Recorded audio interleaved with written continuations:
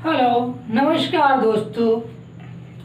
आज मैं आप लोगों के सामने आधुनिक भारत का इतिहास का एक नई श्रृंखला की ओर बढ़ते हैं। देखते हैं कि भारत में पुर्तगाली का आगमन, और उसमें से यहाँ पर हम पढ़ भी चुके हैं, वर्क भी कर चुके हैं। जो अब कहाँ पे पढ़ा था, पुर्तगालियों का आगमन एक भाग हो चुका था, अब दूसरे पार्ट में आया है, तुम्हारा हमने पढ़ लिया था फ्रांसिस्को डी अल्मीडा के बाद में क्या होता है, लास्ट में अल्मीडा जो होता है वो हिंद महासागर पर अपना कब्जा करने के बाद में वापस चला जाता है। कहाँ पर, पुर्तगाल को जब वापस चला जाता है, फिर उसके बाद में नया वायसराय आता है। नया वायसराय आता है कौन? जब नया वायसराय आता है उसका क्या नाम होता है? दूसरा आता है अल्फांसो डी अल्बुकर्क। दूसरा जो वायसराय था वो था अल्फांसो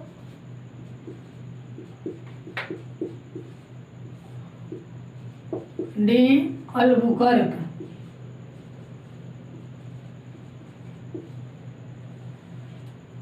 फ्रांसिस्को डी अल्बुकर्क था। एक कौन था? Albuquerque second. क्या लिखोगे इसको? Albuquerque second. ये कौन था? मैंने अभी बताया था। भारत का क्या नाम उसका? पुर्तगाल का वास्तविक संस्थापक।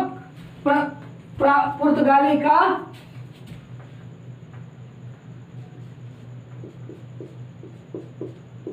पुर्तगाली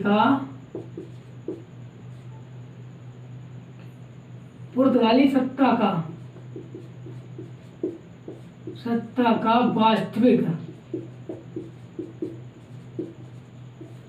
वास्तविक संस्थापक था।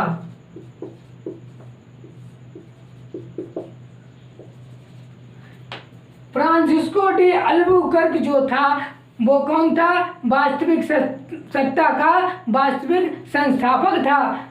क्योंकि भारत में पुर्तगाल का सर्वाधिक विकास, सबसे ज़्यादा फैलाव था, उसने अभी तक किसी ने भी नहीं किया था जितना अल्फांसो डी अल्बुकर्क करता है। अल्बुकर्क के समय कार्यकाल में बहुत ही ज़्यादा इसने भारत को जीत रखा था। भारत पर बहुत ज़्यादा अपना बंधुत्व बना रखा था। किसने? फ्रांसिस्को डी अल्बुकर्क सेकेंड ने। लेकिन अल्बुकर्क की एक नई नीति उसने सोची थी। अल्बुकर्क जो था उसने एक नई नीति सोची थी। क्या नीति थी? कि हिंद महासागर पर संपूर्ण कब्जा था। फ्रांसिस्को डी अल्मीडा ही करके गया था। उसके बाद में इसको पता था कि अब हिंद महासागर पर मेरा कब्जा है, और कब्जा होने के बावजूद भी अब हम भारत में कुछ राजनीतिक हस्तक्षेप भी करेंगे। यहाँ पर जो है ये हस्तक्षेप करता है राजनीतिक। जब राजनीतिक हस्तक्षेप करता है कौन? अल्फांसो डी अल्बुकर्क सेकेंड क्या करता है? हस्तक्षेप भी करेगा, उपनिवेश करेगा, और उसके बाद में कॉलोनी बनाई, और उसके बाद में जमीन को भी अपना कब्जा कर लिया। कहाँ? भारत में इसने अपनी कॉलोनी बनाई है, और अपना उपनिवेश करेगा, जिससे कॉलोनी बनाई वहां पर, और जमीनों पर अपना कब्जा करने लगा।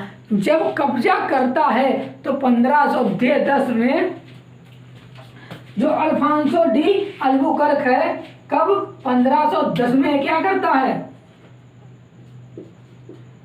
1510 ईस्वी में गोवा को जीता है।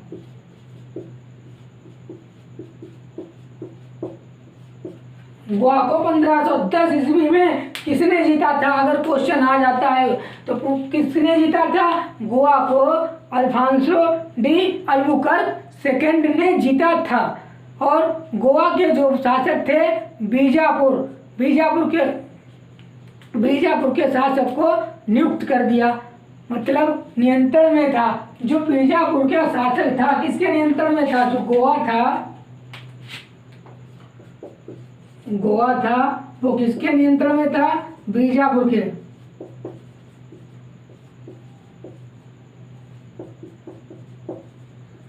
किस किसके नियंत्रण में था? जो गोवा था वो बीजापुर के एक शासक थे, उनके नियंत्रण में गोवा था और उनका नाम था यूसुफ, क्या बोला नहीं, बीजापुर के जो शासक थे उनका जो नाम था, शासक जो थे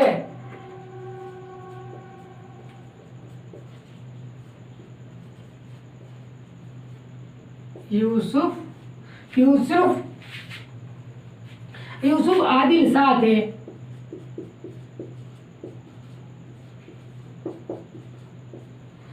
जो शासक थे उनका नाम था यूसुफ आदिल शाह। यूसुफ आदिल शाह से जीता था क्या चीज? गोवा, या राजनीतिक हस्तक्षेप का प्रारंभ कर दिया था इन्होंने। राजनीतिक तौर पे गोवा जीता था। बीजापुर के शासक थे यूसुफ आदिल शाह। कौन थे? यूसुफ आदिल शाह से 1510 में अल्फांसो डी अल्बुकर्क सेकंड ने बीजापुर के शासक यूसुफ आदिल शाह से गोवा को जीत लिया था। उसके बाद में क्या होता है? इसको जीत लेने के बाद में इसके बाद में अब तक गोवा इनके हाथ में आ गया था, जो कि एक समुद्री बीच के प्राकृतिक क्षेत्रों में सुंदर था, सुसज्जित था और बहुत ही प्राकृतिक दृश्य वाला एक गोवा स्थान था। उसको इन्होंने जीत लिया था। और उसके बाद में इनकी जो नीति थी, इन्होंने नीति अपनाई है। उसके बाद में दूसरी जो नीति अपनाते हैं ये वो होती है नीति धार्मिक नीति। जब धार्मिक नीति अपनाते हैं तो धार्मिक नीति, आप इसको पॉइंट वाइज नोट करते रहिएगा, कहीं पर मिसप्रिंट नहीं होना चाहिए, नोट्स बनाते रहिएगा।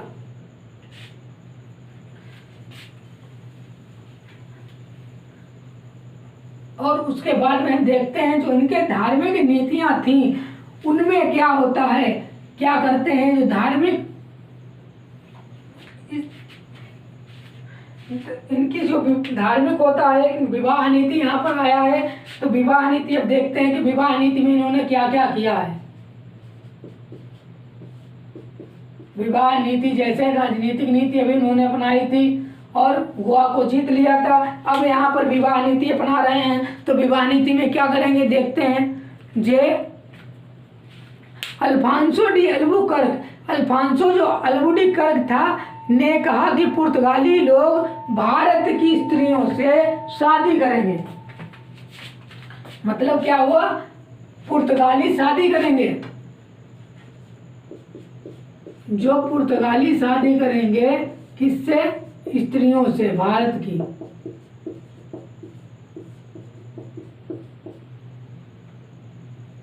किसकी? भारत की स्त्रियों से शादी करेंगे। कहाँ के लोग? पुर्तगाल के लोग जो हैं वो भारत की स्त्रियों से शादी करेंगे।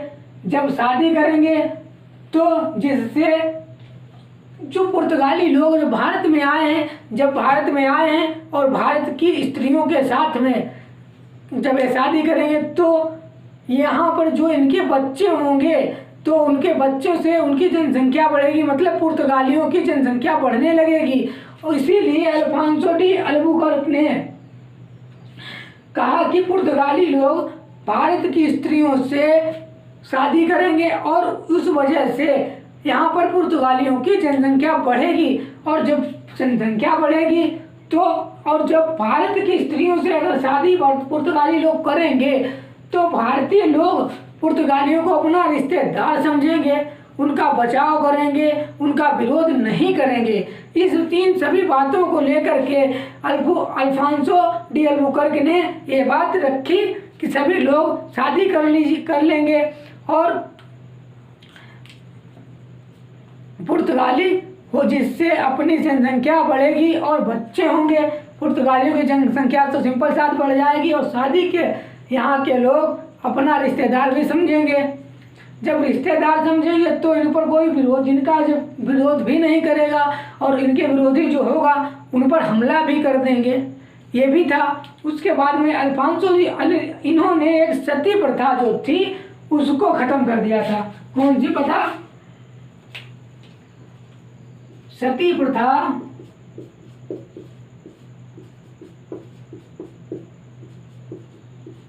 पर प्रतिबंध लगा दिया। सती प्रथा पर प्रतिबंध लगा दिया कि जितनी भी विधवाएं औरत हैं वो अब सती नहीं होंगी, बल्कि वो पुर्तगालियों से शादी कर सकती हैं और पुर्तगाली लोग भी उनसे शादी कर लेंगे। तो ये बात किसने रखी है? अल्फांसो डी अल्बुकर्क ने जब ये बात रख दी है, भारत में विवाह करने का अधिकार नहीं है। कहने का मतलब कि सती हो जाती थी इसीलिए क्योंकि उनको बाद में यहाँ पर शादी करने का अधिकार नहीं था।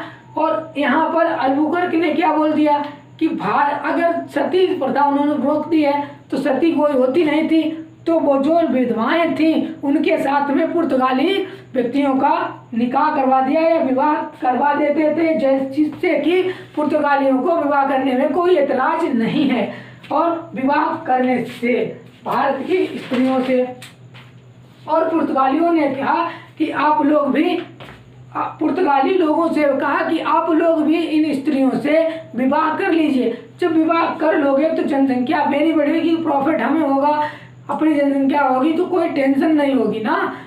जब यहाँ पर इनके वर्चस्व होगा, ज़्यादा संख्या होगी, ज़्यादा सब कुछ हो जाएगा। इसी की नीति सफल भी हुई और भारत में पुर्तगालियों की जनसंख्या जनसंख्या बढ़ने लगी। फिर यहाँ पर पुर्तगालियों की जनसंख्या क्या हुआ?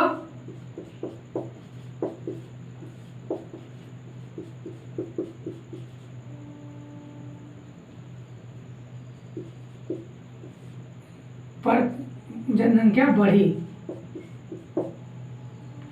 जब पुर्तगालियों की जनसंख्या, जैसे कि जब वहाँ शादी होने लगी है तो सिंपल सी बात कि जनसंख्या तो बढ़ेगी ही, और जनसंख्या जब बढ़ती है तो उसी, और यहाँ गोवा, दमन दीप, हुगली, चीन, कन्नौर पर कंपनियां बनी रहीं। यहाँ पर कहाँ कन्नौर हुआ, दमन हुआ, दीप हुआ, उसके बाद में हुगली हुआ, कोचीन हुआ, इन जगहों पर इन पुर्तगालियों की कोठियाँ स्थापित हुई थी, वो बनी रही। और गोवा को प्रथम स्थान दे दिया जाता है। किसको?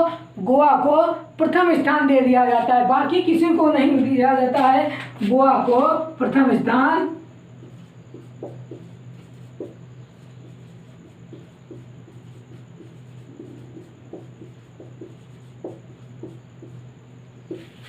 गोवा को जो प्रथम स्थान दे दिया जाता है, कहने का मतलब मुख्यालय बना दिया जाता है। इसको क्या बना दिया जाता है?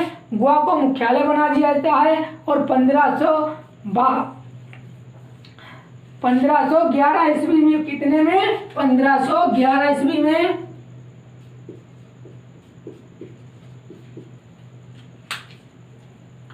अल्फांसो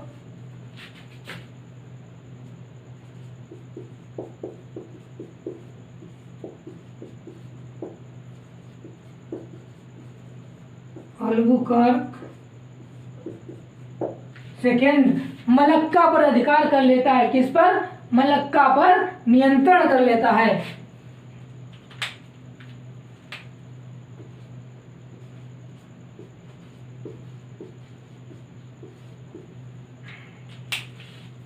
मलक्का पर नियंत्रण कर लेता है।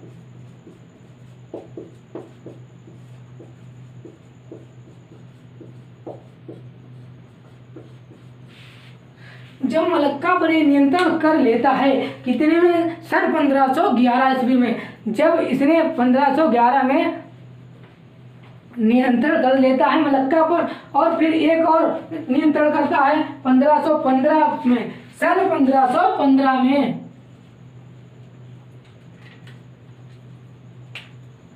सन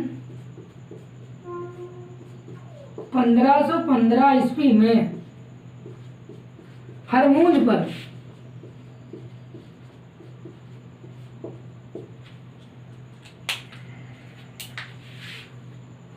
जो हरमुज था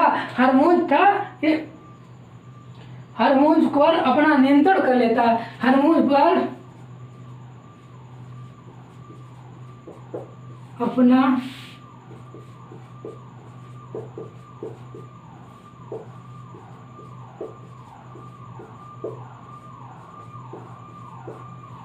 हरमुज पर भी इसने 1511 में नियंत्रण कर लिया है। अब उसके बाद में क्या करते हैं,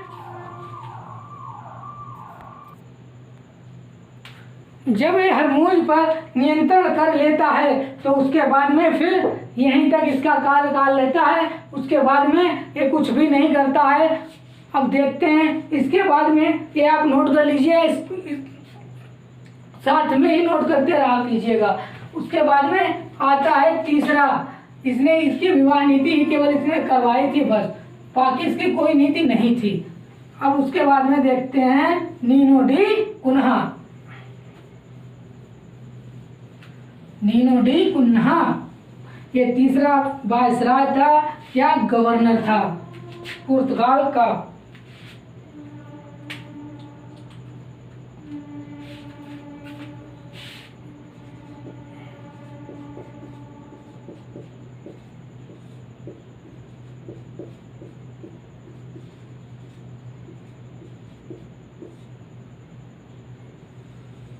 नीनो डी कुन्हा, जो ये नीनो डी कुन्हा था, इसने क्या किया, आते आते 1530 ईस्वी में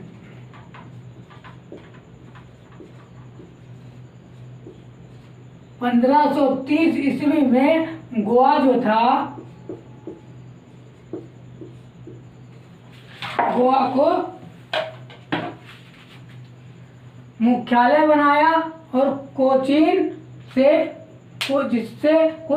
गोवा बनाया था। मतलब जो कोचीन में मुख्यालय था उसने मुख्यालय बनाया 1530 में।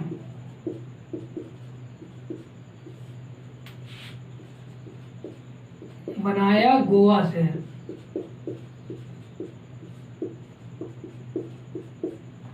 पंद्रह सौ तीस ईस्वी में नीनो डी कुन्हा ने 1530 ईस्वी में गोवा मुख्यालय बनाया। कहाँ से, कोचीन से। कहाँ से, कोचीन से बनाया था। मुख्यालय पहले कहाँ था, कोचीन में था, लेकिन अब कहाँ हो गया है, अब हो गया है गोवा। गोवा में मुख्यालय हो गया है, पहले था कोचीन में। और कोचीन में उसके बाद में 1535 में दमन पर 1535 दमन को जीता है और दमन पर अधिकार किया। उसके नहीं 1559 में दमन द्वीप पर किया इसलिए 1535 में, और उसके बाद में 1559 में दमन पर अधिकार किया है। दमन पर भी इसने कर लिया। और उसके बाद में फिर क्या होता है, मतलब ये अधिकार किया है,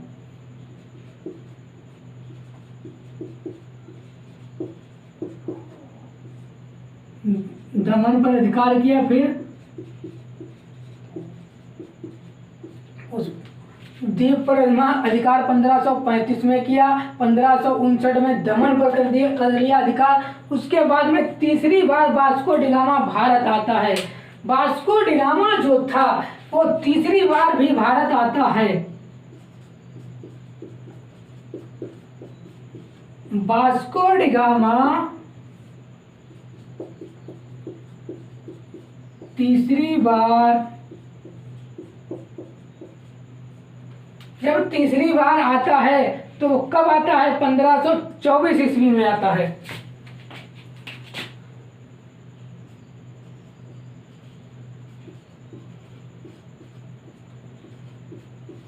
1524 ईस्वी में आया है और 1527 में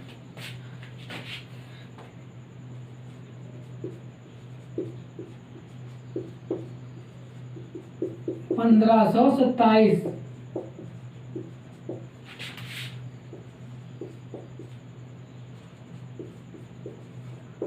इसकी मृत्यु हो जाती है।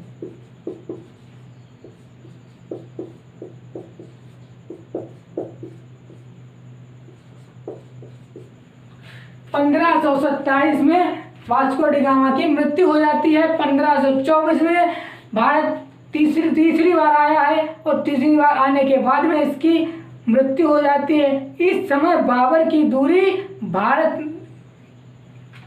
भारत में बाबर की एंट्री हो चुकी थी।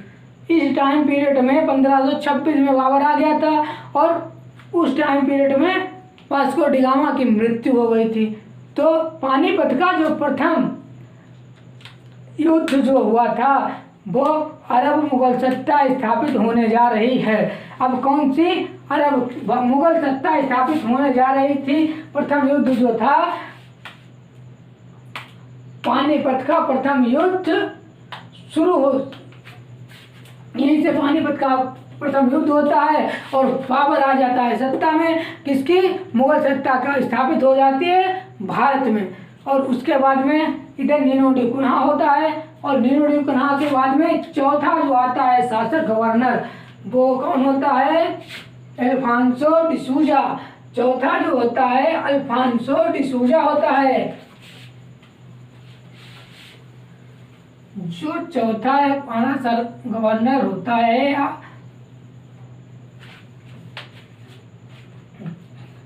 वो है हमारा अल्फांसो डिसूजा।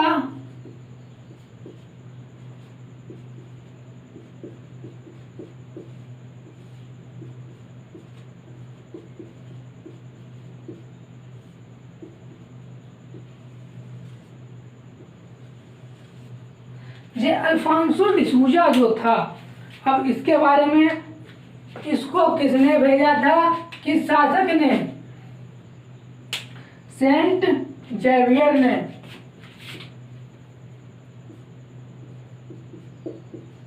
सेंट जेवियर के कहने से आया था। पुर्तगाल के समय में ही था। ये कौन? ईसाई धर्म का विस्तार पर था, शिखर पर था, मतलब बहुत ही ऊपर उठता हुआ जा रहा था और लोगों को ईसाई धर्म के लिए प्रेरित करता था। कौन? ये अल्फांसो डिसूजा जो था वो ईसाई धर्म अपनाने के लिए सबसे कहता था।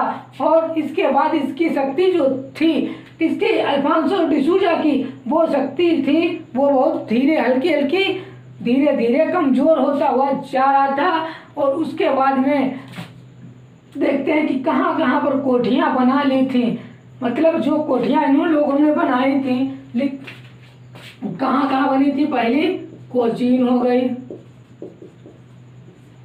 गई, कन्नौर हुई, हुगली, कोचीन हो गई, कुन्नूर हो गई, हुगली हो गई, गोवा, दमन,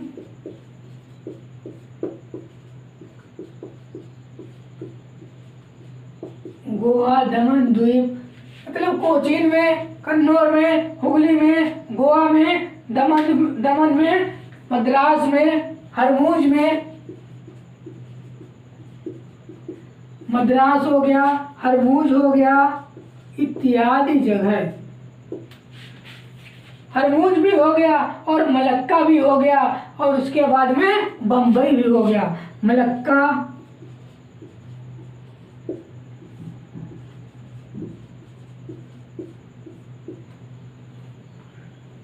मुंबई, ये क्या थी?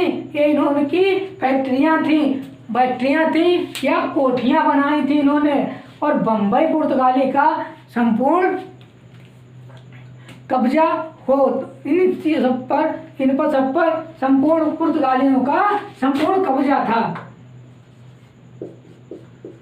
पुर्तगाली का संपूर्ण कब्जा, मतलब कि इन जगहों पर पुर्तगालियों का संपूर्ण कब्जा हो चुका था। उसके बाद में हम क्या देखते हैं?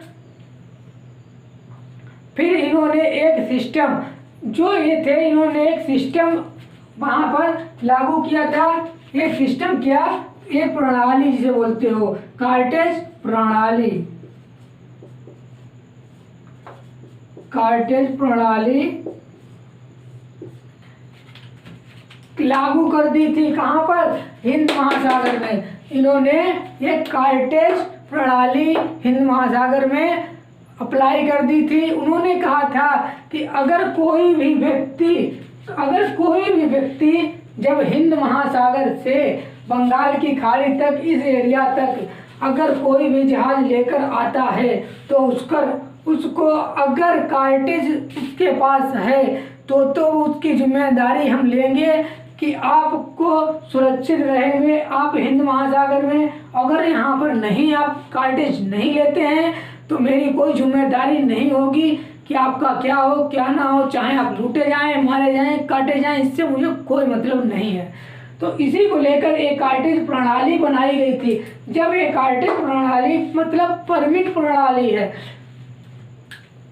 कि हमारा कोई कब्जा नहीं, तो उसे समुद्री जहाज थे, उन तुम्हारे समुद्री जहाजों की मैं रक्षा करूं। अगर तुम्हारे पास कार्टेज दिखाया है अपने तो, अगर नहीं दिखाया है तो फिर मेरी कोई जिम्मेदारी नहीं है। और जो उनको दिखा देता था अपना कार्टेज उन्हीं का, तो उनको वो ऐसे ही जाने देते थे। और अगर जो नहीं कार्टेज दिखाता था तो उसके जहाज़ों को लूट लेते थे, उन पर आक्रमण कर देते थे। पुर्तगाली इस तरीका का व्यवहार हिंद महासागर में आने वाले जहाज़ों पर करते थे। जब इस तरीके का व्यवहार करने लगे वो लोग, तो देखते हैं क्या होता है। कोई भी परमिट दिखा देता तो उसकी नहीं रोकते थे, मतलब उसको नहीं रोकते, जिसने परमिट दिखा दिया है, कार्टेज दिखा देते थे तो उसको नहीं रोकते थे। और उसके बाद में जिनके पास में नहीं होता था कार्टेज, जो कार्टेज नहीं दिखाते थे, तो उनको लूट लेते थे, उन पर हमला बोलते थे, बहुत कायदे से मारते थे, बहुत उनके साथ में दुर्व्यवहार करते थे। उसके बाद में क्या होता है, और अगर जो कार्टेज दिखा देता था तो उनकी फुल सुरक्षा करते थे, पूरे सागर में उनकी फुल सुरक्षा करते थे, जिससे कि क्या होता है, महासागर के रक्षक बन गए थे। जब उनको कार्टेज दिखा देता था तो उनके लिए रक्षक थे, और जो कार्टेज नहीं दिखाता तो उनके लिए बच्चे बन जाते थे, मतलब उन पर आक्रमण कर देते थे। और जिसने दिखा दिया है तो उसको कुछ नहीं, उसकी रक्षा करते थे समुद्र के अंदर वो लोग। तो इसी वजह से कार्टेज लेना सभी को अनिवार्य था। जो कार्टेज वो कार्टेज चाहे फ्री में आपको दिया जाता है या पैसों से मिलता, लेकिन होना चाहिए था। अगर आप इस दौर से आप अगर यात्रा करते हैं, अपना जहाज लेके जाएंगे तो आपको कार्टेज लेना पड़ता था। तो वही क्या हुआ था, यहाँ तक कि मुगल बादशाह जो अकबर थे, उनको भी कार्टेज लेना पड़ता था, बल्कि उनको कार्टेज फ्री में दिया जाता था, फिर भी कार्टेज उनको लेना पड़ता था, क्योंकि बादशाह के लिए कार्टेज बिल्कुल निःशुल्क हुआ करता था। तो फिर भी वो एक कार्टेज लेते थे और तब जाके वो कहीं जाते थे हिंद महासागर से। तो इसी प्रकार से ये दिखाना चाहते थे कि मुगल बादशाह भी बगैर कार्टेज के कहीं दूसरे जगह से व्यापार नहीं कर सकते हैं। ये दिखावा था पुर्तगालियों का कि जो मुगल सम्राट अकबर है, अकबर भी कार्टेज लेकर के ही हिंद महासागर में कहीं दूसरी जगह से व्यापार कर सकते हैं, और नहीं अगर उनके पास में कार्टेज है तो वो व्यापार नहीं कर सकते हैं। उन लोगों का कहने का मकसद यही था। और उसके बाद में तभी ये हिंद महासागर में सुरक्षा करते थे, जो कि मुगल बादशाह को भी लेना पड़ता था। भाई मुगल बादशाह को तो फ्री में दिया जाता था, फिर भी नाम था कि मुगल बादशाह ने भी कार्टेज लिया है, तभी जाके उनको वहाँ क्या मतलब हिंद महासागर में उनको सुरक्षा मिल रही, सिक्योरिटी मिल रही है, उन पर कोई हस्तक्षेप नहीं कर पाएगा। इसको लेकर के सबके लिए अनिवार्य कर दिया था कार्टेज। किन्होंने? पुर्तगालियों ने जब धीरे धीरे इनकी जो शक्ति थी पुर्तगालियों की छीण होने लगती है, और फिर इनके कुछ पतन बन जाते हैं, मतलब कारण बनते हैं। कि क्या कारण बन जाते हैं, अब कारण देखते हैं। पतन के कारण जो बनते हैं, किस वजह से इनका पतन होता है, देखिएगा।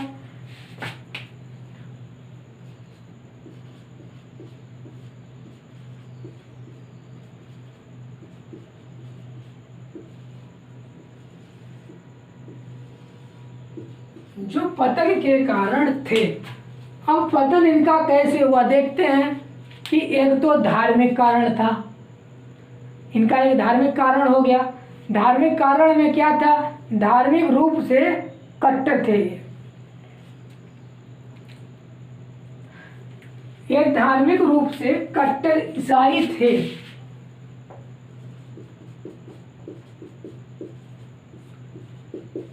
धार्मिक रूप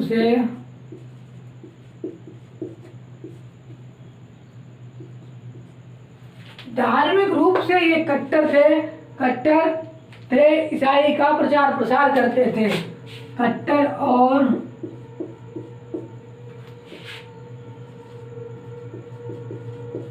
ईसाई धर्म का प्रचार प्रसार करते थे।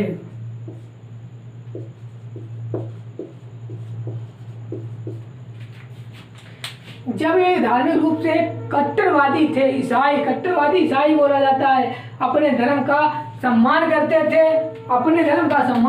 थे, दूसरे का सम्मान नहीं करते थे।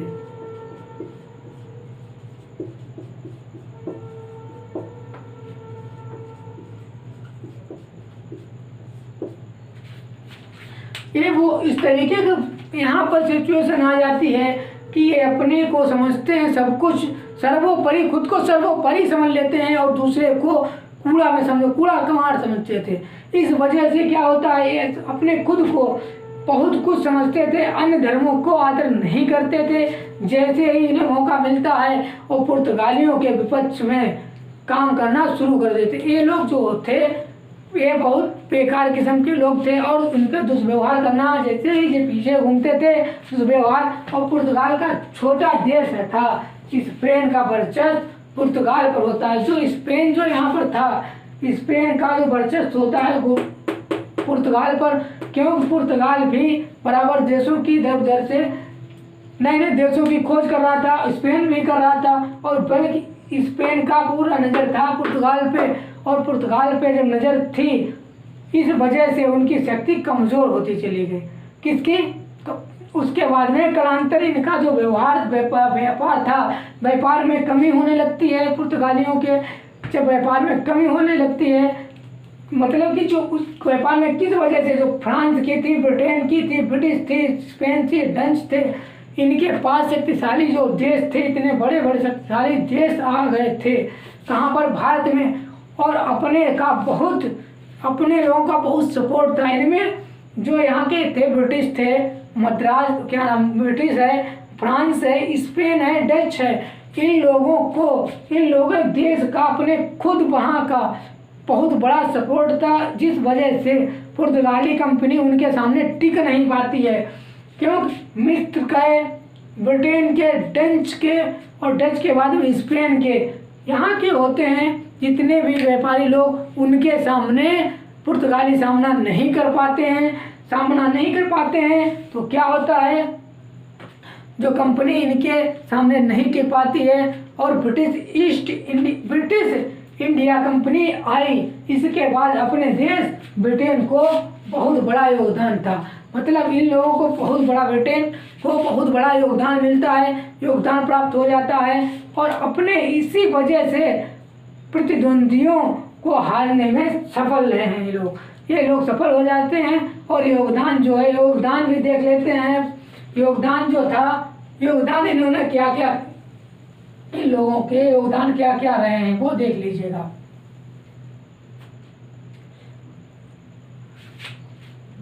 योगदान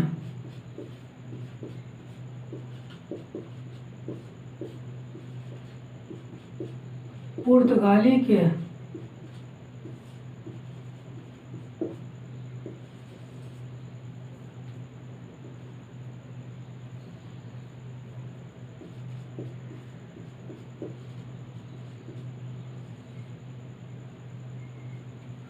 योगदान जो था वो पुर्तगालियों के क्या क्या योगदान थे, जैसे कि इन्होंने क्या लगाया, प्रिंटिंग प्रेस लगाई।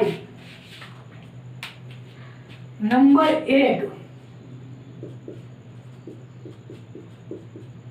प्रिंटिंग प्रेस लगाई। कहाँ पे लगाई थी? 1556 ईस्वी में।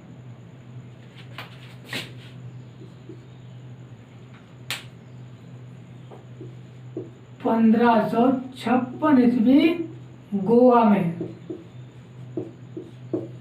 में प्रिंटिंग प्रेस लगाई थी। और दूसरे नंबर पे क्या हुआ? आलू,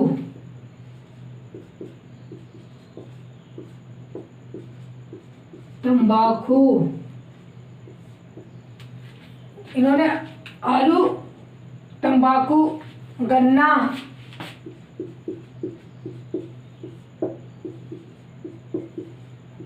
लाल मिर्च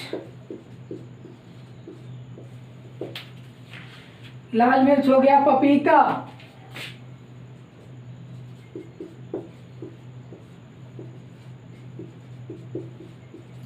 इत्यादि ले आए। मतलब कि आलू हुआ, तंबाकू हुआ, गन्ना हुआ, लाल मिर्च हुआ और पपीते इत्यादि ये भारत में लाए हैं, जो कि एक जगह से नहीं बल्कि कई जगह से लाए होंगे। उसके बाद में हम देखते हैं तीसरा पॉइंट हमारा क्या आता है। तीसरा पॉइंट आता है, गोवा में इन्होंने अनेक वास्तुकला तथा गौथिक शैली भवन, गोवा में इन्होंने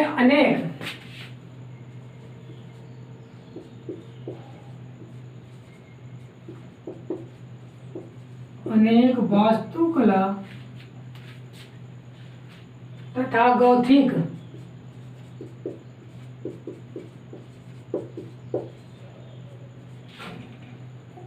शैली जिसे बोलते हैं,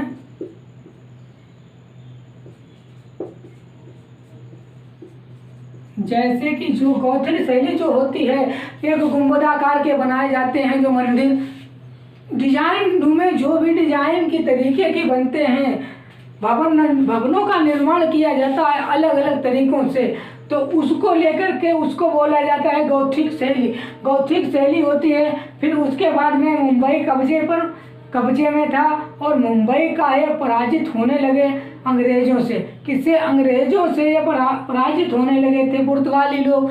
और पुर्तगाली जब अंग्रेजों से पराजित होने लगे थे, नंबर 4 मुंबई अंग्रेजों से पराजित होने लगे हैं।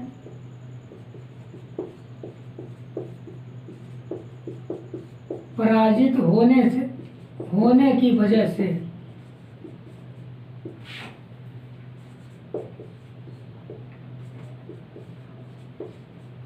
की वजह से यहाँ पर क्या होता है, कैथरीन की शादी,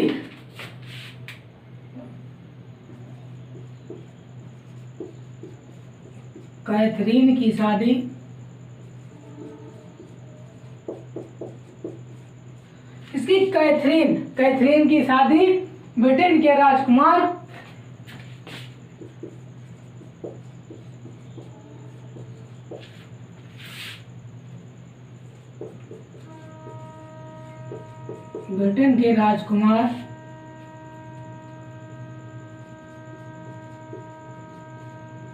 चार्ल्स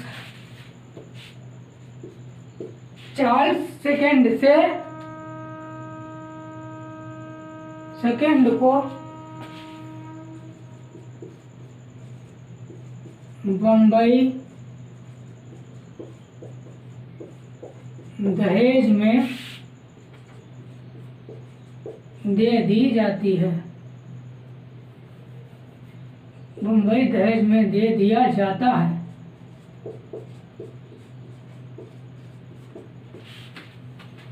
क्या होता है कि जब लास्ट में अंग्रेजों के सामना नहीं कर पा रहे थे, तो उन्होंने कैथरीन की जो शादी थी वो ब्रिटेन के राजकुमार चार्ल्स सेकंड के साथ में कर दी और बम्बई को दहेज में दे दिया। जब दहेज में दे दिया है तो उसके बाद में यहाँ पर क्या हुआ, यही इनके 4 मुख्य योगदान रहे हैं कि पहला क्या था, उन्होंने प्रिंटिंग प्रेस लगा दी 1556 ईस्वी में गोवा में। उसके बाद में आलू, तंबाकू, गन्ना, लाल मिर्च, पपीते इत्यादि ले आए। एक जगह से नहीं लाए थे, कई जगहों से लाए थे।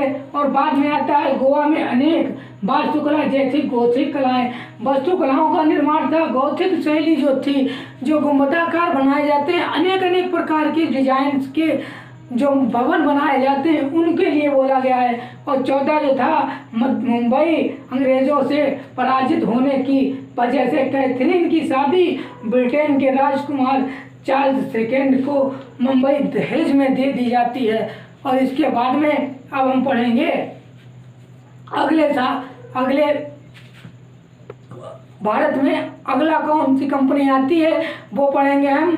भारत में डच कैसे आए हैं और कब आए हैं, किन किन कारणों डच आए हैं और कैसा कैसा उनका व्यवहार रहता है, वो हम अगले वीडियो में पढ़ेंगे। आज के लिए इतना ही। वीडियो देखने के लिए धन्यवाद है, और जितना हो सके उतना वीडियो को लाइक करो, ज़्यादा से ज़्यादा शेयर करो और सब्सक्राइब करो। वीडियो देखने के लिए धन्यवाद। मिलते हैं आपको अगले वीडियो में। भारत में डच का आगमन लेकर आएंगे।